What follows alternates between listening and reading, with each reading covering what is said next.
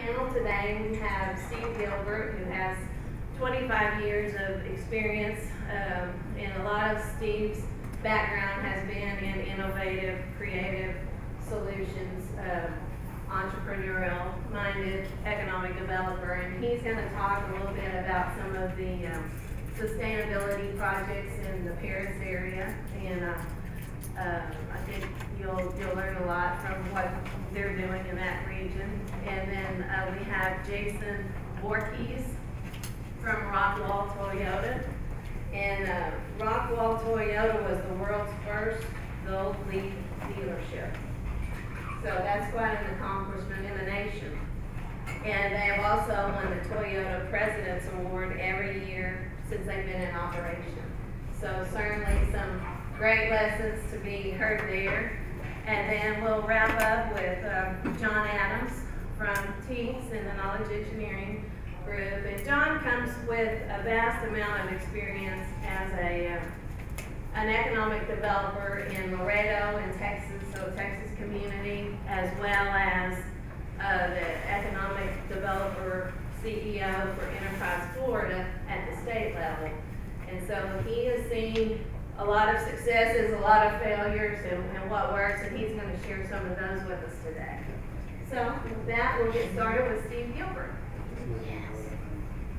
So do I need to wear the mic? The other people haven't been. But. Okay. I'll speak loudly. Can y'all hear Steve in the In back? the last session, there was a gentleman from Fairview, Ray, and he does economic development and other things for them. And he mentioned that their communities set standards and they aren't after smokestacks or metal buildings. And I thought that's about what we have. So I'm from Paris, and we, not that that's okay, but that's what we have. And so, but the irony there is that the Paris City Council has just hired the city manager from Fairview. So we're going to see, he's got a challenge ahead of him in more ways than one. Those of you that know about Paris know what I mean. We embarked on a process, I've been in Paris a couple of years, embarked on a process in our community to develop a business plan for economic development. And we talked with, literally hundreds of people in our community. And this is kind of a summary of the things that are kind of driving our plan. I'll point you on the bottom right, your bottom right. We're blessed that we have abundant water, and I was just in another session this morning first, and Rusty made the point that if you have plenty of water, if you have plenty of water today, you need to be smart about it because you might not in the future, or when the people need water, if you have water and you're not using it, it will go to where the people who need it, it will go to the people who need it. So we're blessed that we have abundant water, and we want to use that to our advantage to attract companies and jobs. And then we have some interesting companies in our community. We have a long-standing company called Paris Packaging, and they were just purchased by a Finnish company called Huhtamaki. And I kind of thought that was a Japanese company, but it's from Finland. Huhtamaki is, I don't know, how many of you have heard of Huhtamaki? How many of you have heard of Chinette paper plates? That's Huhtamaki. And they are a very much green or sustainable-minded company.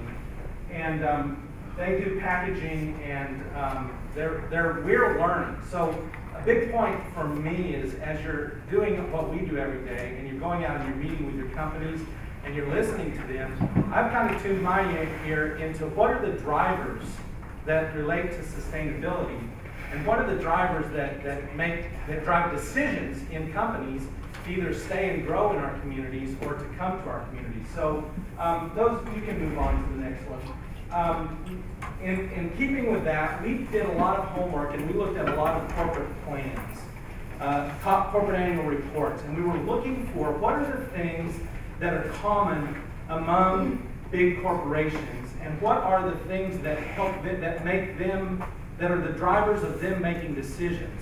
And we want to be smart about that, we want to anticipate that, and we want to educate ourselves and know about that. So when we talk about sustainability, we're working every day to understand the commonalities among corporate sustainability initiatives And the research that we've done and the corporate best practices, companies are looking at water use and water reduction. And the irony there is many of our municipal governments operate water utilities, right? And they make a lot of money off the water utility. And so we're all conscious of the cost structure for companies. And so we have some big food processing companies in Paris that use a lot of water historically. But you know what they're doing? They're implementing conservation, they're implementing technology, and they're implementing innovation, and their water use is dropping dramatically. And that will not cease. That trend will only continue.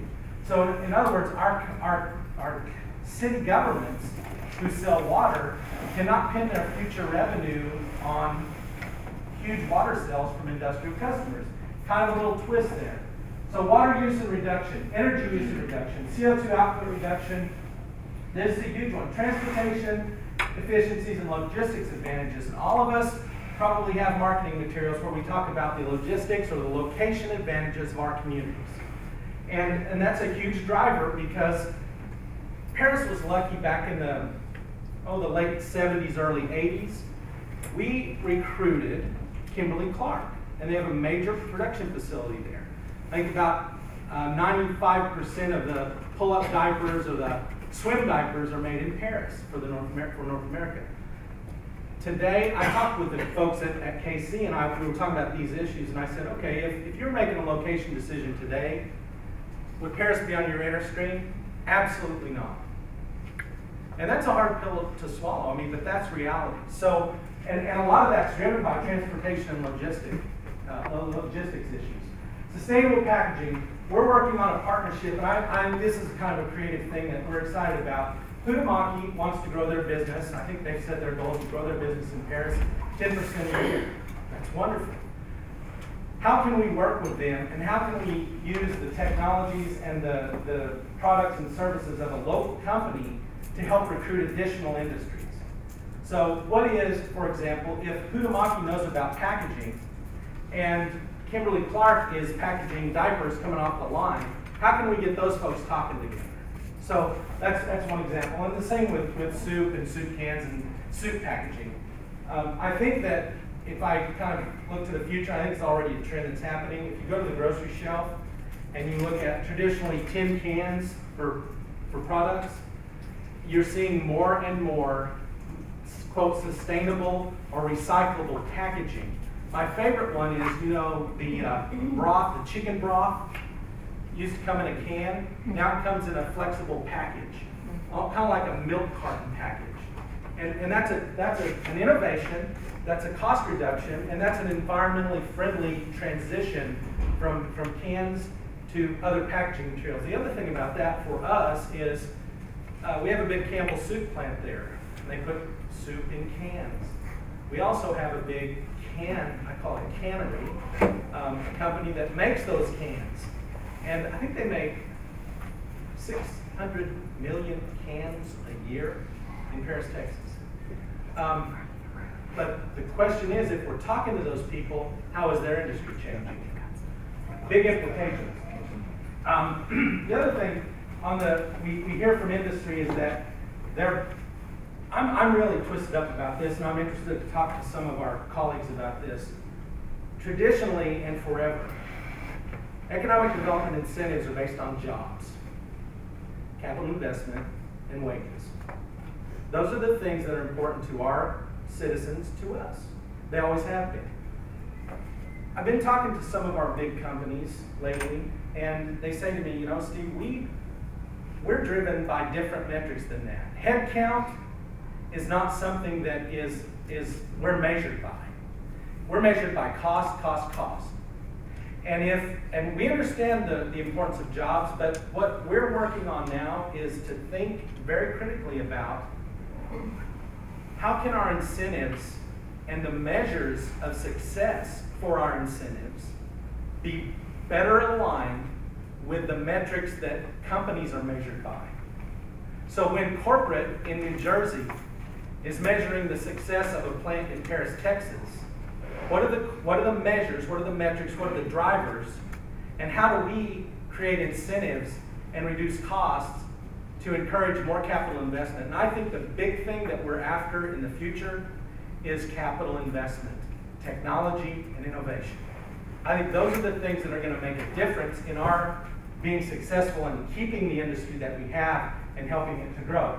So the last thing I'll point to here is the scorecard piece.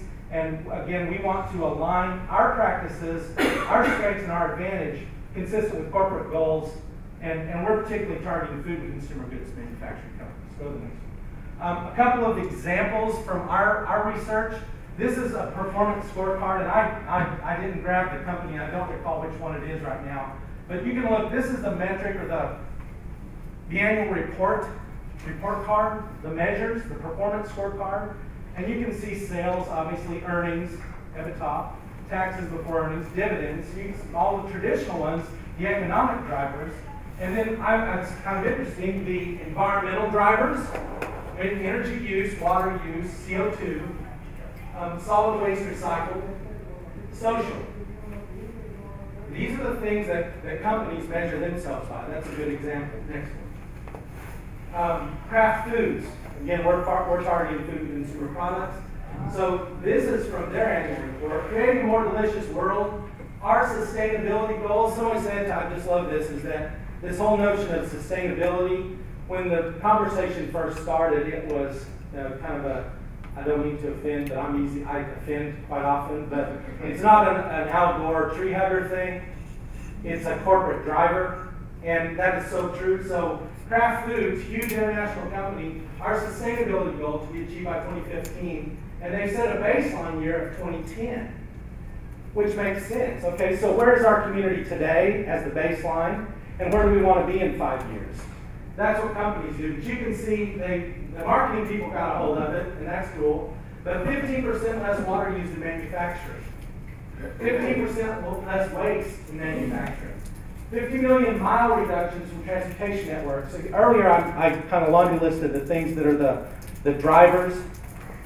And so the point is that this is an example, real life example from Kraft Foods, a big company, and these metrics are very consistent from our research across the board. I mean, companies don't recreate the wheel. It is what it is. Everyone's business has the same, pretty much, drivers.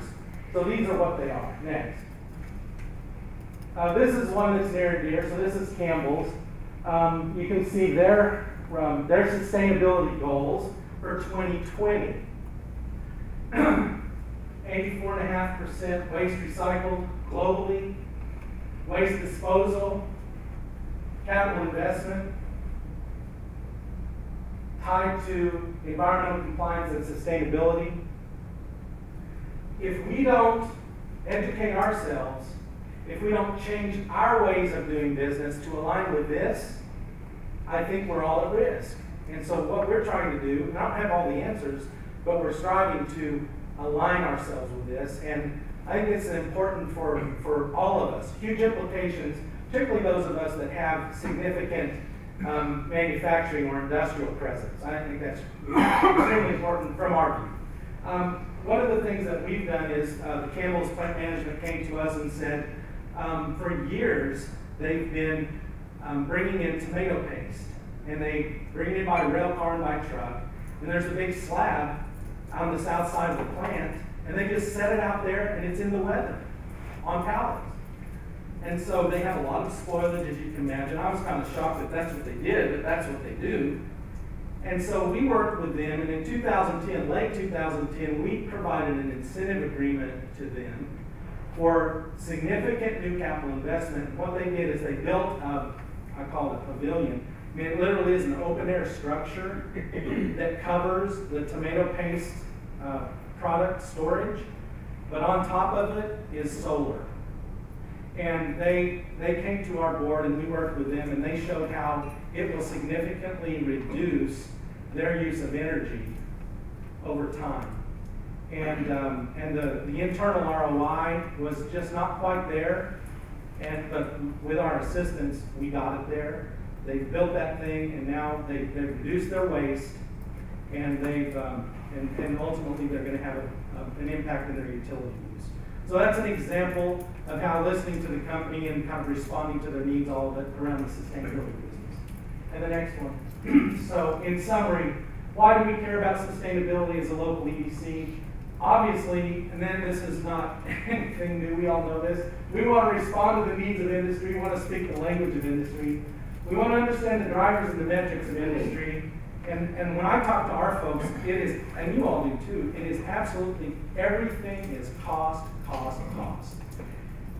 And I visited with another one of our big industries a couple weeks ago, and they said, you know, we have an opportunity, we've got really good productivity, we have an opportunity to maybe bring some new product here, but when we look at cost, that is the single driving issue on decisions of additional capital investment is the operating cost. And who do we compete with? We compete with every other facility in their supply chain, in their network, other companies and other plants in other cities. But companies also do a lot of contracted work, so we're also competing with contractors or third parties who do contract manufacturing. So it's extremely competitive, and it's all driven by cost, cost, cost. We all, again, are talking about jobs, jobs, jobs, and in the same conversation about cost, we had a big, long conversation about skills. Kay knows this, all of you know this. That's cost and skills, and that certainly relates to headcount. Technology and innovation can have a negative impact on headcount, as we know. Capital investment drives new technologies and innovation. So those are the drivers of industry from the conversations that I've had. And I think that if we're not thinking about and positioning ourselves related to those four drivers, we're going to miss the boat, or we'll just be out of sync. Now, how do we, and I talked about this earlier, how do we align our incentives with all of these? You know, the triple bottom line, I think, was in the sales piece on the session. But obviously, people or headcount, skills, the planet, you know, environmental, all of this, the sustainability metrics, and profit, because that's ultimately why many of these companies are here, or would ever come here, is because they can do that. And that's a good thing. And so what drives us? We're all measured by, and the expectations in our communities is that we grow, and we attract industry. So I think our challenges are interesting, and I think that for us, if we're smart and we listen, and we try to get ourselves in tune and aligned with what's driving these companies and their decisions, hopefully we can be successful. So thank you all very much, and I'll step down, and if we have any questions, we have to address those. Thank you. Thank you, sir. Well, good morning, everyone. My name is Jason Ortgies, and I'm just a little car dealer from Rockwall, Texas. So a little bit about who we are. We are privately held. We're owned by Steve and Barbara Jackson. We opened in 2008. Our footprint, we have 73,000 square feet of Toyota goodness under roof. 24 service bays. We sit on right at 13 acres. Our project cost was about $15 million. Of that, $2 million was invested in Gold LEED certification. And as was noted, we are the first Gold LEED car dealership in the universe. So, a little bit more about us. We employ 78 great associates. We sell on average about 275 new and used cars a month, to about 2,500 repair orders. Our growth this year has been very good at 51%. We're the fastest growing Toyota store in DFW, actually in Texas. We are first in customer retention and also first in customer satisfaction, and that's by Toyota, and we have customer satisfaction scores. So the decision to go green for us was by accident. Steve Jackson, when he got this Toyota point, toured some other Toyota dealerships across the United States. It went to one that had decided to do LEED certification. And so he was introduced to LEED, went back and kind of thought about it. It makes sense for Toyota. Toyota is recognized as a leader in automotive technology with the Prius. Toyota spends $8 billion a year in R&D, and much of that is committed to developing better hybrid technology. Toyota also offered design expertise on LEED certification because there were a few dealerships at that point in the country that had decided to do this. They offer expertise, but they don't help you pay for it, unfortunately.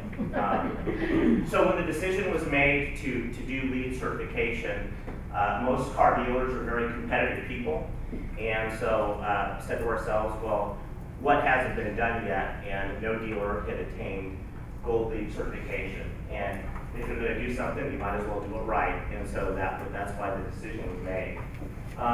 Really, one of the driving factors, albeit the environmental aspects of green certainly are very important, but we love the impact that it has on our associates. You know, the great lighting just provides a great work environment. And then we also felt we had a responsibility to the new community that we were coming into, which is Rockwall. So just a little bit about some of the features of our gold LEED building for those of you that maybe aren't as familiar with LEED certification. 37% of the components were recycled that went into the design structure. We have a great vestibule that keeps the ambient air out. Daylighting, natural light can be found in all of our workspaces. Our shop is just so lit up. It's absolutely beautiful. Much of our furniture comes from recycled sources. We have a gym for our associates that actually gets used, and we love that. Air quality is phenomenal. We recycle waste engine oil. We use that to heat our service drive and our make-ready area where we detail cars. Obviously, we have wireless urinals and really fancy shop doors that go up and down in 6 seconds. And then some more photos of the store. So these are our water cisterns, so we can capture 64,000 gallons of rainwater. Those cisterns get full. We use that water to landscape and feed our native landscaping. We also use it for the car wash. There are very simple applications for green that really don't cost anything. And you see this ivy wall. It's Japanese ivy, which plays to our heritage as our manufacturer had its roots in Japan. But that ivy in the summertime keeps heat off of our building. In the wintertime, the leaves die and the building gets exposed to sunlight, and it helps us control costs. Our car wash, which you can see in the background, we made an extra investment there, which is something that you would probably only see in an automotive type building. The average car wash uses about 20 gallons of fresh water. Ours uses 5 because we recycle that water, recondition it, and reuse it. So the dollars and cents of it, right? We're a business. And Stan gave some great points about, it needs to make sense. It needs to also feel good if it doesn't quite make sense, right? For us it does. So when you look at our monthly utility bills, we buy our energy from Green Mountain, which is a little bit more expensive than average. We spend about $8,300 a month. $659 with the city of Rockwall and water. Now, that's a tremendous statistic. We wash about 3,000 cars a month in our car wash. And our water bill, and we have all of those people that come in and use the facilities, and our waterless urinals, really help us. So, and we spend about $600 a month with Atmos, with gas. These utility savings are from 2 car dealerships, one here in Dallas that's a Toyota store, and another Toyota store in Houston, that are similar square footage, and comparing their utility bills versus what we pay. And so we save about $18,000 a month in utility bills. Yearly that equates to a little over $200,000 a year. And if you amortize that over the $2 million that we spent on the building, our return on investment is about 9 years, and that's without upkeep. Certainly, there are components that we have in our building that need to be replaced that wouldn't be there. I have a bladder in one of my cisterns that is leaking. So I'm going to have to replace the bladder in one of those water cisterns. So things that aren't on the balance sheet that are very important to us. We've used the uniqueness of our building to build a great culture and great community partnerships. The Rockwall Independent School District brings kids to our dealership, and we give tours all the time. Next Thursday, there'll be 100 fourth graders from Springer Elementary come to our building, and we're going to talk to them about being green and why it's important. And then obviously, we also give tours to different business leaders. Our associates, we have very happy associates. Happy associates equal happy customers. It's a very simple philosophy. We let our associates, the Dallas Morning News every year allows companies to survey independently their associates. And for the 3 years that we've been in business, we've been recognized by our associates as a top 100 place to work. And we won the Best Small Business category once. We have extremely low turnover, which in the car business is rather phenomenal. It's a business that typically has a tremendous amount of turnover. Now, can that be attributed to a green building? No, but the green building and the fabulous facility that we have gives us kind of a home court advantage. You know, it kind of sets the tone. We have a very low rate of absenteeism. I work for Toyota Motor Sales, the wholesale side of the business, and Toyota in their campus in Torrance, California, it's a very sprawling, over several city blocks campus. They moved one division, Toyota Financial Services and Lexus Financial Services, into a brand new Gold LEED certified building. The absenteeism of the associates in that building is less than the company average. So it's just an interesting statistic. They had the same rate of absenteeism before they moved into that building. They moved into that building, and they've been in it several years now, and they've seen their absenteeism actually decline. And customers love the dealership. Survey data from Toyota shows that there is an appreciation for the green aspects that we've built into our building. Everyone is aware of water usage and the importance of conserving water. I've attended some meetings with the North Texas Water Board, and the outlook certainly isn't what we want it to be. And our new motor events are helping our service department, with all that great lighting. We won the President's Award a few times, which is Toyota's top award, and it looks at all areas of operational excellence. And so with that, from a business person's perspective, would we shell out the $2 million again? And the answer is yes, we would. The business case is there, and also the goodwill that is brought about, the marketing leverage that you can have with, saying that you're a green facility justifies the expense. The great thing for business owners is, technology and engineering. The cost of going green is going down, which makes it, much more affordable. And for a business owner that's thinking about it, I would suggest that they certainly start small and work into it. But for us, it's been a great venture. We would do it again, and we really feel that we're reaping the benefit of our investment. And so with that, I just, if there's any questions, I've got some contact information if you would like to give me a ring and see our facility firsthand. With that, I will turn it over to the next speaker. Where are you located from here? We're about 2.5 miles down the road, right on 30. Okay. Yeah. Can I ask a question? Of Or course. is there? Yes, sir. How about permitting? Did you have any trouble with the city or any entity understanding? No. This is pretty dynamic.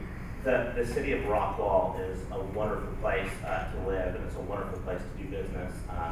The economic development people here, the city council, they actually, when our tax levy came out, they looked at green, and we felt that we were actually getting a little bit of a hike in taxation, but that's since been taken care of. No, permitting, all of that, not an issue at all for us. No. a very good experience. Thank you, sir.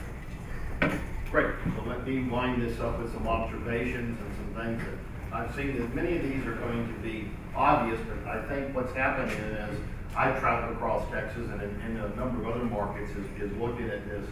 I think Steve hit it on the fact there is clearly a change in that making sure that economic developers, but more so your city councils and your leaders, understand it's cost, cost, cost.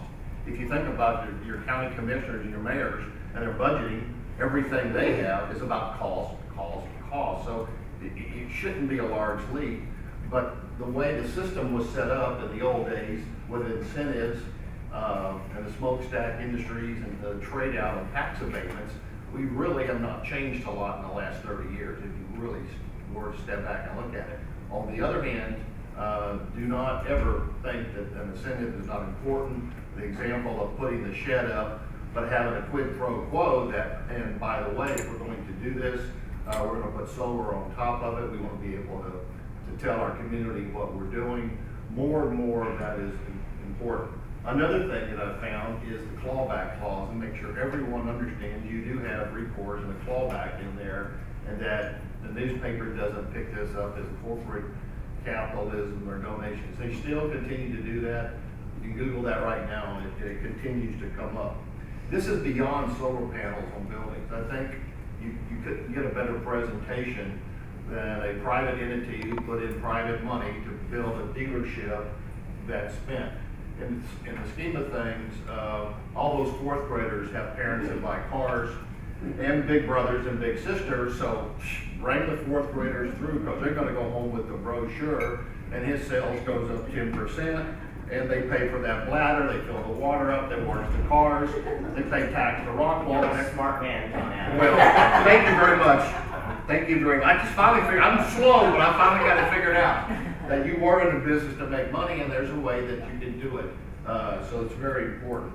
The next item, an inventory of what you have in your community. And not one that was done 5 or 6 years ago or the phone book.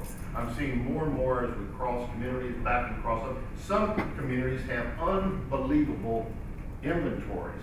And where the disconnect is, it's not the membership of the Chamber of Commerce. That's a standalone, largely membership, as you know. I'm speaking the choir here, service-oriented. We're talking about those entities from the tool shops to the 5 and 6 employee item that are doing sheet metal and that are on the grid, that are a member of the Chamber of Commerce, and I urge you to know what that is because that's driving where companies are locating to know where the workforce is coming from. The next part of that, I know your clusters. You will assume wherever you are that you know the 2 or 3 main drivers in your community. That is normal.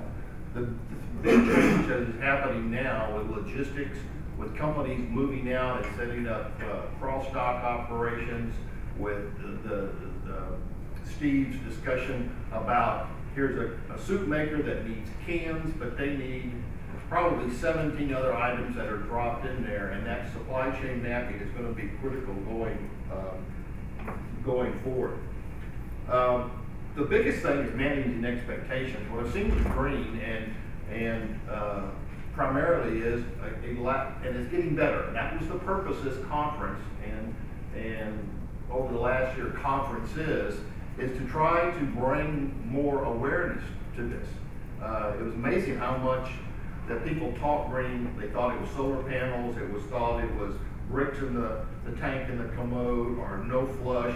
You know, the cute things like that. Where the fact of the matter is, as you can see, it's a much more dynamic process. Using local resources. This is another item. Many cities across Texas had by Fairfield, by Paris, well, however they labeled the market. And of course, they were thinking retail sales, which are critical. Again, the inventory, we found communities in East Texas that were importing lumber when they were cutting lumber right there in their own backyard. So they're lumber yards.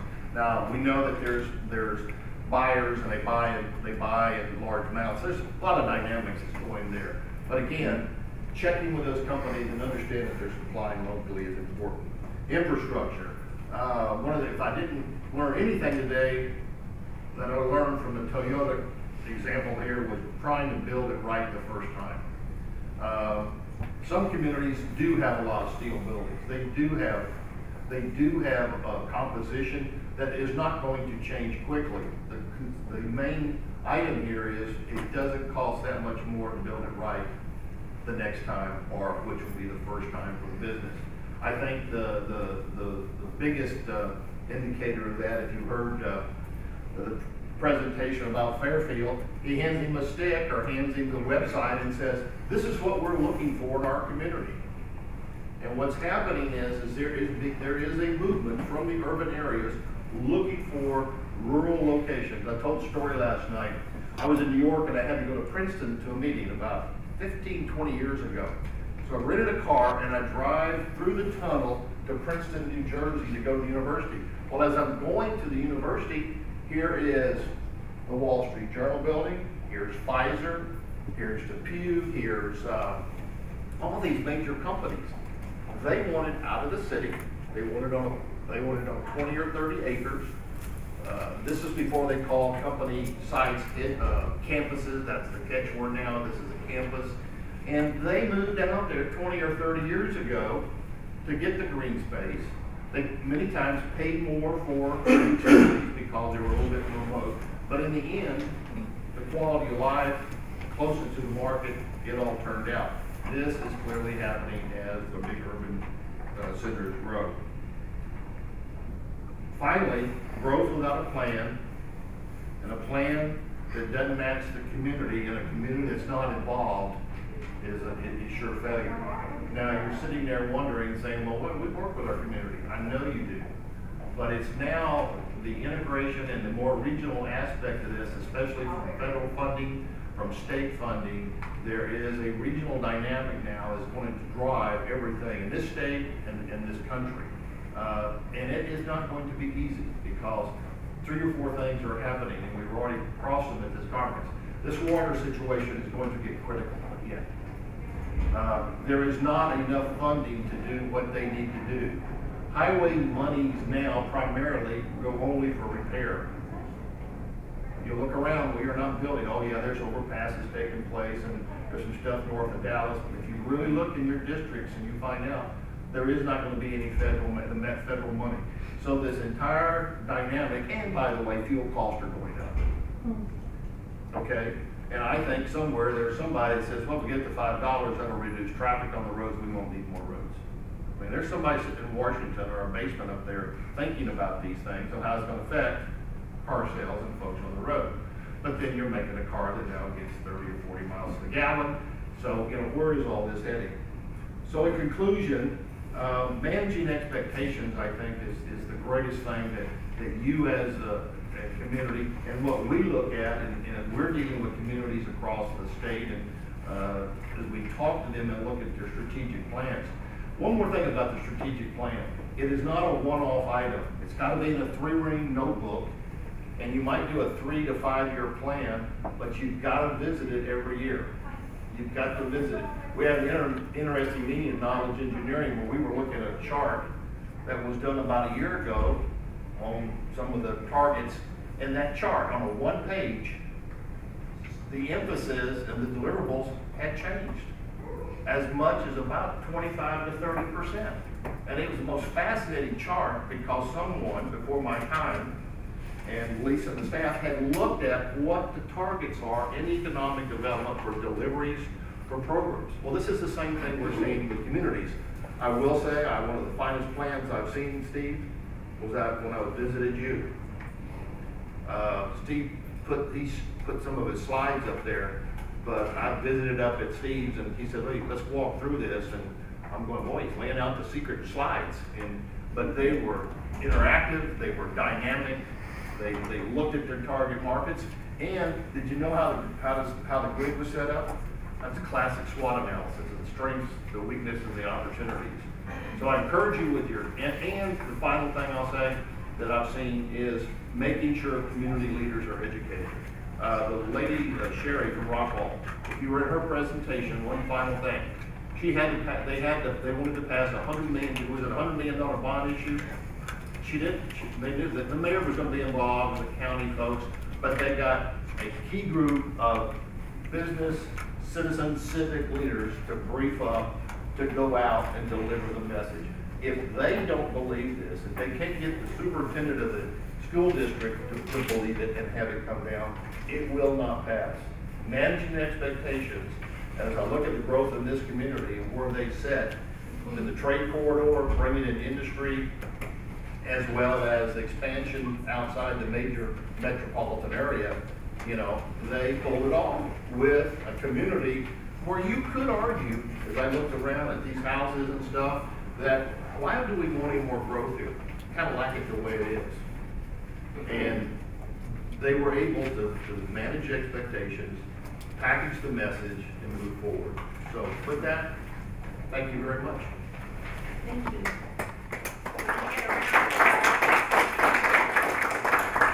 Does anyone else have any questions for any of the speakers?